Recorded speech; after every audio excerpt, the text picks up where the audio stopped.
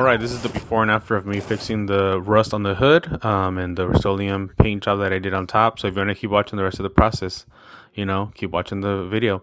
So I got this at auction, pretty rusty in the roof. It didn't look like that in the pictures, but to start off, I won't bore you guys, so I'm just going to briefly touch on each thing that I did. Right here, I'm just scraping off the excess paint that's lifted off. Trying to do it as best as I can really quick before I actually start using this little rust and paint remover that I got from Harbor Freight for like $5. It's a drill on attachment. This literally took me like an hour just for this little piece. Luckily I had a friend that let me borrow his tools, but all in all it took me about 2 hours to remove all of that. Fortunately I did skip one step on the video that I don't have on, which is me spraying on the self-etching primer, the Rust-Oleum self-etching primer that I got off of Home Depot. I used about 2 or 3 cans, and then I ended up using 2 Rust-Oleum turbo cans in white.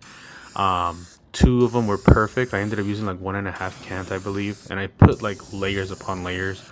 On the video you can't really see well how much I put on, but it was really good. Now keep in mind this is a spray, so after you let it cure for a few days you still need to sand it, and as you guys can see I didn't cover everything well. That's why there's overspray, but I'm not too worried because I had to sand down the rest of the car, which will be in a future video. I'm releasing it in a video bit, so this is just the top of the car that I'm showing you a video of. So here's a paint job after I'm done, and it looks good overall for being a Rust-Oleum paint job. Again, it's mainly to protect the top of it and rust proof it pretty much. And you can see a little bit imperfections in the top, but it's not really bad.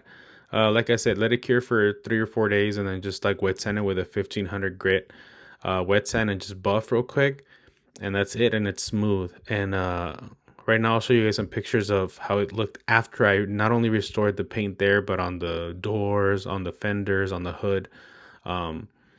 Again, not bad for what it is. The sides though, like the doors and the hood and the fenders, I did get the matching paint. So you'll see it right there. This is me after I finished restoring the whole thing. Here's another picture. So if you guys want to watch other additional videos, please subscribe and like.